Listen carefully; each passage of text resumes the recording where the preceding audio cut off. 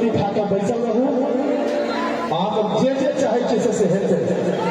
उठ के नहीं जेबै आ जे उठ के देगा सबके अभिषेक रोल नंबर नोट केने रहला काल्हि सबसे भेंट करबै हम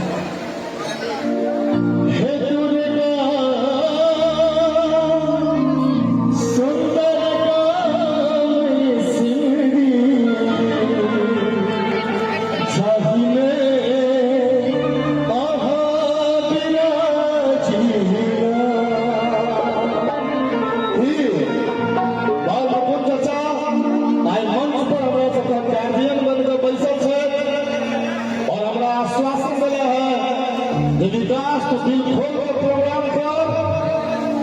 तोरा क्यों न कुछ कहता हो आज जे खतरे को तो हम देख लेंगे बार मुद्दा सागर को जोरदार ताली हे दुर्गा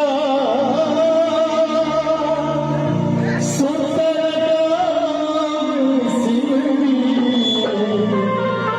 जाहि में आहा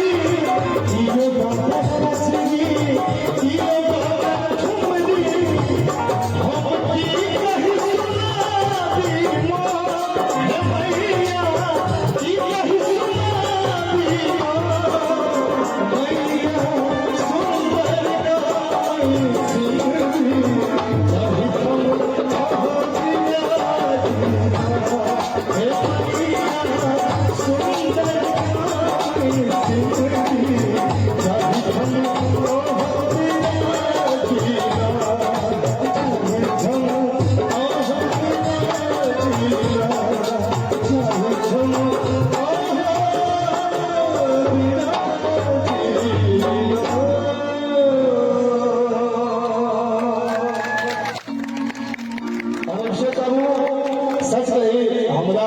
जतेक आनंद अपना गाँव में प्रोग्राम करे में अबैया कियाकि एक कहावत है मैथिली में बारी के पटुआ तीर लेकिन वो कहावत हमरा पर लागू नहीं होइ छै। हमर गाँव के जतेक श्रेष्ठ श्रोता छै जतेक युवा छै हमरा से बहुत प्रेम करे छै और माय बहिन काकी भौजी सब हमरा से प्रेम करे छै। जो हमरा अहाँ से प्रेम करे छी आशीर्वाद देबो चाहे छै जो नाम ताली बजा दी देखिए बारी के पटुआ कितने हुई जो देखो ना मीठे भर दी और ये जे हम अखने से पॉपुलर छिए जे हम अतबे के देखल जाइए एकरा सबके नहीं बुझल है बाद में कोन चाचा हम तखने से पॉपुलर छिए। एहि गांव में मंच बनै छै जे हम सब चौकी इकट्ठा क के मंच बनबै छै आई पर गीत गबै छै आई जे छी अहाँ सबके बदौलत मैया के बदौलत छी और हम चाहब जहिना मैया हमरा आशीर्वाद देली सिमरी वाली मैया में एक बात छै राहुल को बुझे चलिए जे मैया के मोन से पूजा करके ओकरा मैया उद्धार करके हमरा तक के लिए तहु सब मैया के खूब मोन से पूजा करियो ई मैया बहुत प्रभावशाली छथिन आशीर्वाद भेटबे करत। हेलो उमेश जी अहाँ से आग्रह है कि अभी पंडाल पर पंखा लगा दियो वहाँ जल्दी हुआ तब तक। हाँ हाँ